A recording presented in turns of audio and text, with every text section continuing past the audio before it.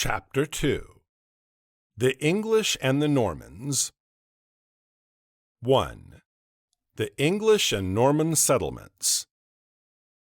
When the Normans crossed the sea to conquer England, the English had been much longer settled in the land, which from them was called England, than the Normans had been in the land which from them was called Normandy. It was in the 5th century that the English began to settle in those parts of the Isle of Britain, which from them took the name of England. But it was not till the beginning of the 10th century that the Normans settled in that part of the mainland Gaul, which from them took the name of Normandy. The English had thus been living for 600 years in their land, when the Normans had been living only about 150 years in theirs. The English, therefore, in the 11th century, were more thoroughly at home in England than the Normans were in Normandy. Among the English, the adventurous spirit of new settlers had spent itself in the long wars with the Welsh, which established the English dominion in Britain. But in the Normans that spirit was still quite fresh. Their conquest of England was only one, though it was the greatest of several conquests in foreign lands made by the Normans about this time. Both were brave, but the courage of the English was of the passive kind, with which men defend their own homes. The courage of the Normans was of the restless, ambitious kind, with which men go forth to seek for themselves new homes. 2. The English in Britain. The first time when the affairs of Normandy and of England came to have anything to do with one another was about 80 years before the Norman Conquest of England. All that time, all England was united into one kingdom, under the kings of the house of the West Saxons. In the course of about 100 years after their first landing, the English had founded 7 or 8 chief kingdoms, besides smaller states, at the expense of the Welsh, occupying all the eastern and central parts of Britain. Among these states, 4 stand out as of special importance, as having at different times seemed likely to win the chief powers over all their neighbors. These were Kent, Wessex, Mercia, and Northumberland. The power of Kent came early to an end, but for a long time it seemed very doubtful to which of the other 3 the chief power would come. Sometimes one had the upper hand and sometimes another. But at last, in the early years of the 9th century, the West Saxon king Ecgbert won the chief power over all the English kingdoms and over all the Welsh in the southern part of the island. The northern part of the island, inhabited by the Picts, the Scots, and the northern Welsh, remained quite independent. And in the English and southern Welsh kingdoms, kings went on reigning, though the West Saxon king was their lord, and they were his men. That is, though he had nothing to do with the internal affairs of their kingdoms, they were to follow him in matters of peace and war, and at all events never to fight against him. Long before the chief lordship thus came into the hands of the West Saxon kings, all the English kingdoms had embraced Christianity. Kent was the first to do so. Its conversion began at the end of the 6th century, 597, and all England had become Christian before the end of the 7th. 3. The Danes in England. Not long after the West Saxon kings had won the chief power over the other English kingdoms, a series of events began, which made a great change in England, and which was, of a truth, the beginning of the Normans as a people. The people of Scandinavia, the Danes and the Northmen, or Norwegians, began about this time, first to plunder and then to settle, both in England and in Gaul. They were still heathens, just as the English had been when they first landed in Britain. Their invasions were therefore the more frightful, and they took special delight in destroying the churches and monasteries. In England, all the latter part of the 9th century is taken up with the story of their ravaging and settlements. They settled in the eastern and northern England. They overran Wessex for a moment, but there they were defeated and driven out by the famous King Alfred.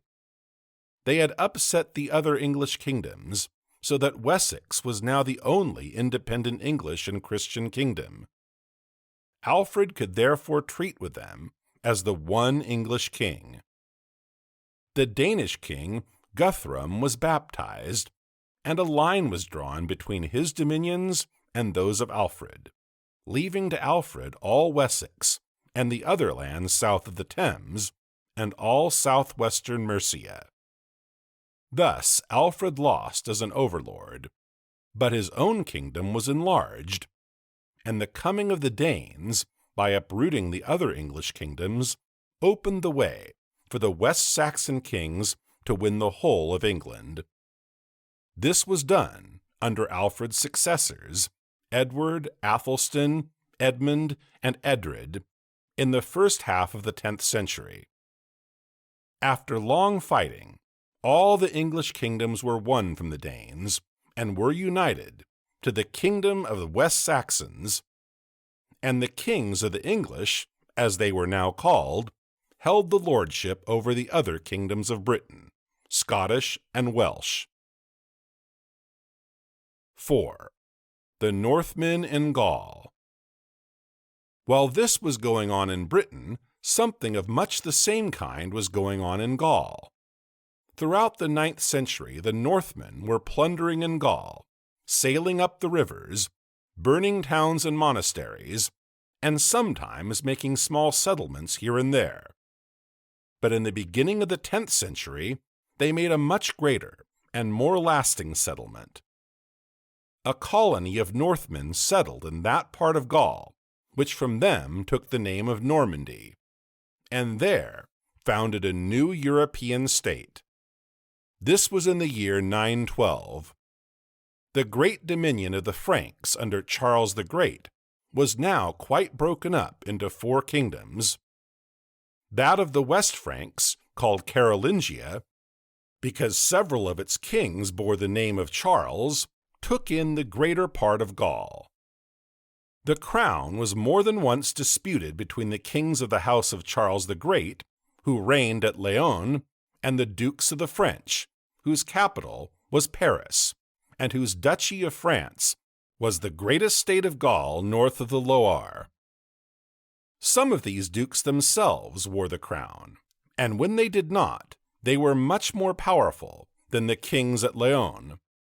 But whether the king reigned at Paris or Leon, the princes south of the Loire, though they called themselves his men, took very little heed to him.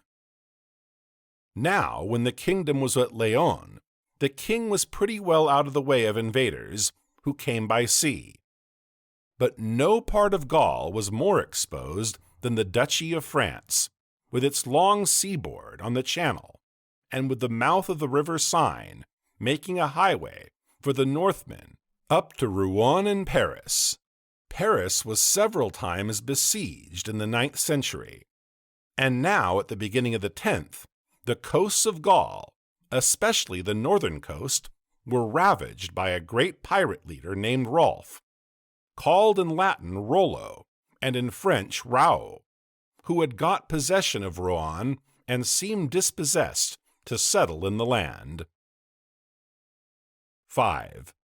Settlement of Roth. At this time the kingdom of the West Franks was led by Charles, called the Simple, who reigned at Leon. Robert, Duke of the French, was his man, but a man much more powerful than his lord. But no prince in Gaul had suffered so much from Rolf's ravages. So King Charles and Duke Robert agreed that the best thing to be done was very much what Alfred had done with Guthrum, to grant to Rolf part of the land as his own, if he would be baptized and hold it as the man of the king. So Rolf was baptized with Duke Robert to his godfather, and he took his name in baptism, though he was still commonly spoken of as Rolf. And he received the city of Rouen and the land from the Epte to the Dive as a fief from King Charles, and became his man.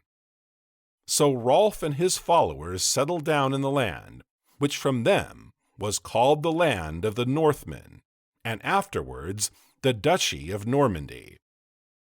It was enlarged in Rolf's own time by the addition of the city of Baix and its territory, and in the time of his son William Longsword by the addition of the peninsular land of Coutances, called the Cotentin, and the land of Avranches to the south of it. The Norman dukes claimed also to be lords over the counties of Brittany and Maine, but they could never really make good their power there. But the whole north coast of the Duchy of France now became the Duchy of Normandy. Paris and its prince, sometimes king, sometimes only duke, were quite cut off from the sea by the land of the Norman dukes at Rouen. 6. The early Norman dukes. In this lay the beginning of the strife between Normandy and France, which, when the same princes came to rule over England and Normandy, grew into the long wars between France and England.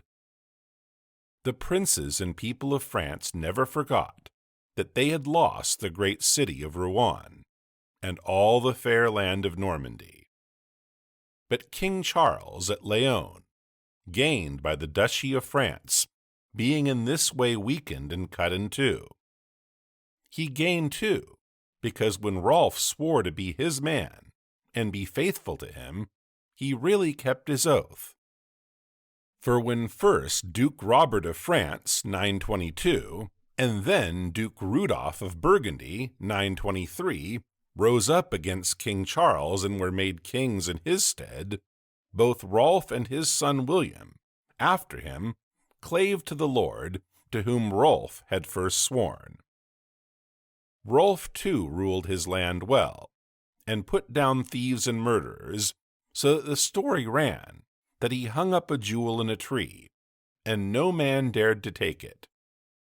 Under him and his son William Longsword, 927 to 943, most of the Normans gradually became Christians, and left off their Scandinavian tongue, and learned to speak French.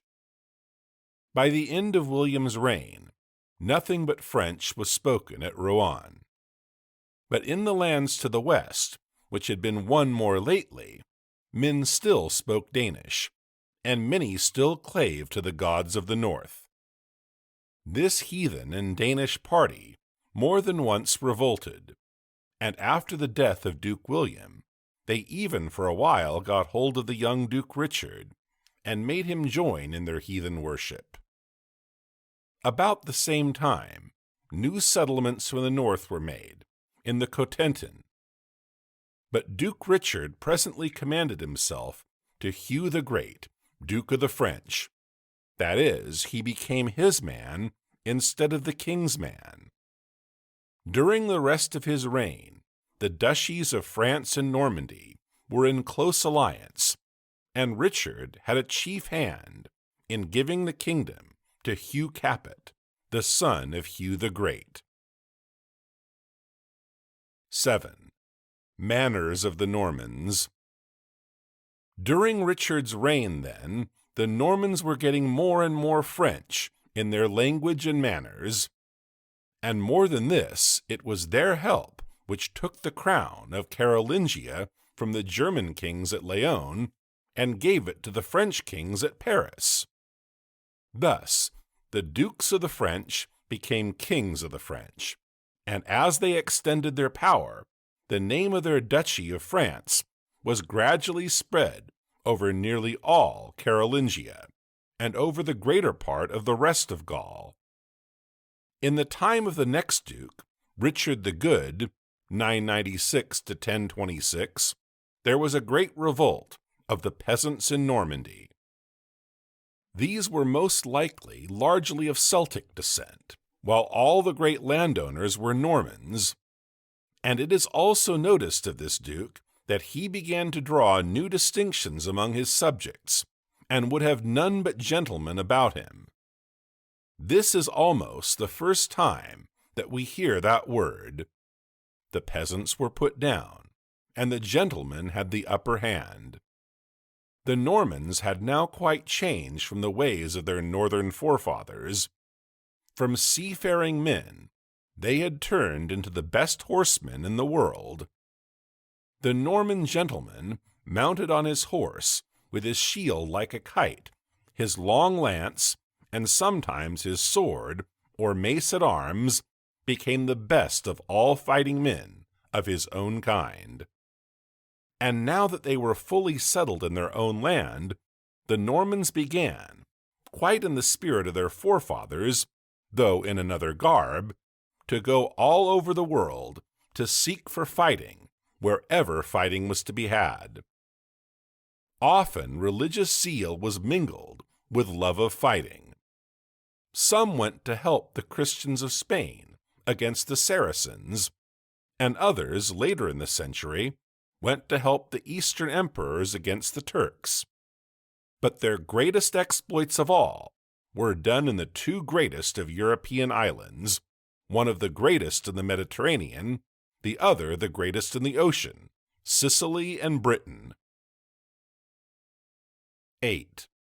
The Normans in Italy and Sicily. We shall come presently to their doings in our own island, but it is well to remark that the Norman conquest of England was no doubt largely suggested by the Norman exploits in southern Italy and Sicily. These went on during nearly the whole of the 11th century, but they began under Richard the Good. They were not enterprises of the Norman dukes or of the Norman state in any way, but of private Norman gentlemen who went out to seek their fortunes. They founded more than one principality in southern Italy, but the most famous settlement was that made by the sons of a simple Norman gentleman called Tancred of Hauteville. They conquered all southern Italy, putting an end to the dominion of the Eastern emperors, and they got the Pope to invest them with what they conquered. Then Robert Wiscard, son of Tancred, became Duke of Apulia. He then went on to attack the Eastern Emperor beyond the Hadriatic, and actually held Durazzo and other possessions there for some while. Thence he came back to help the Pope against the Western Emperor, Henry IV, so that he defeated both emperors in 1 year. His brother Roger, partly with his help, conquered all Sicily from the Mamerhetans. He was only called Great Count, but his son, another Roger, became the first king of Sicily. All this began before the Norman conquest of England, and was going on at the same time. We speak of it here to show what manner of men the Normans of the 11th century were. When private men could found duchies and kingdoms and put emperors to flight, we might indeed look for great things whenever a Duke of the Normans at the head of his whole people should put forth his full strength. 9. The Danish conquest of England. Meanwhile, the Danish invasions of England, which had been put an end to by the great kings who followed Alfred, began again in the last 20 years of the 10th century, and went on for 36 years, 980 to 1016, till England was altogether conquered. But these were invasions of another kind from the early Danish invasions. In the 9th century, both England and Denmark were still made up of various settlements, more or less distinct, and this or that party of Danish adventurers came to settle in this or that part of England. But in the course of the 10th century, Denmark, like England, had been joined together into one kingdom. and the invasions now took the form of an enterprise of a king of all Denmark trying to win the crown of all England. But though England was now joined under one king, its different parts were not yet thoroughly welded together, and it needed a great king to make the whole force of the kingdom act together. In the former part of the 10th century, England had had such great kings, but when the Danish invasions began again, she had a king, Athelred, of quite another kind. His name means noble reed or counsel, but men called him the unready, or man without reed. For though he sometimes had what we may call fits of energy, they were commonly in the wrong place. And during his long reign, it was only once towards the very end that he showed himself as at all a national leader against the enemy. Generally, the Danes landed at this or that point. Then, if the men of that shire had a brave leader, a good fight was made against them. But there was no general resistance. The king thought more of giving the Danes money to go away than of fighting them. And of course, this only led them to come again for more money. In this way, one shire after another was harried. The land was weakened, bit by bit, till the Danes could march where they pleased, even in the inland parts. At last, in 1013, the Danish king Sweyn, or Swegen, was able to subdue all England, and to make the English acknowledge him as king. King Athelred had to flee from the land and to take shelter beyond the sea, and his wife and her children had to seek for shelter beyond the sea along with him. By this time, the story of Normandy and the story of England are beginning to be joined into one. For Athelred's wife was a Norman woman, and the land in which he and she sought shelter was her own land of Normandy. We must now, therefore, go back a little way in our story and see how the Normans and the English had already come to have dealings with one another, in war and in peace.